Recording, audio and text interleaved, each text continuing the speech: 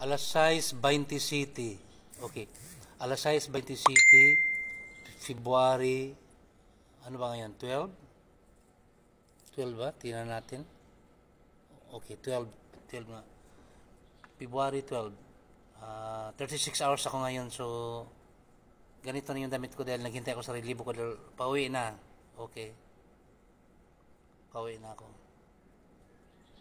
Sige. Ganun pa rin yung ano tuhod ko masakit. Uminom ako kagabi ng pain reliever. So siguro iinom na naman ako mamaya before na matulog para makatulog ako. Okay. Ganun na lang.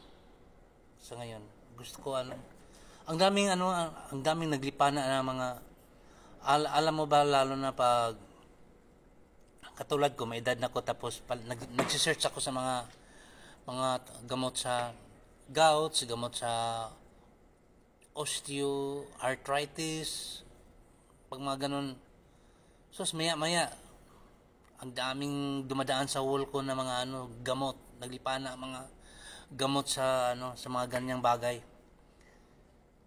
Sana isa sa mga matry nga lahat yan. Sana lahat sana epektibo po. Ang dami nila, napakarami nila. Sana isa doon okay, dahil sa totoo lang nalulumpo unti-unti ang mga matatanda, yung mga may sakit na ganun.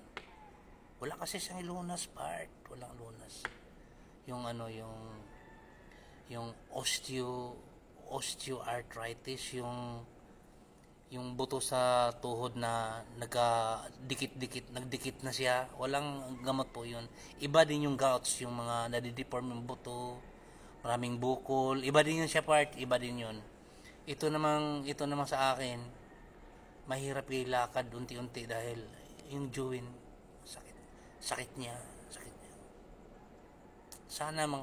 Sana hindi ako aabot na mga ganitong yung sitwasyon na sobrang sakit na talaga. Huwag naman sana. Sana makakita ako ng gamot. Ang dami sa online. Nag-endorso, sobrang dami sa osteoarthritis to eh. Okay. Sige, ingat po.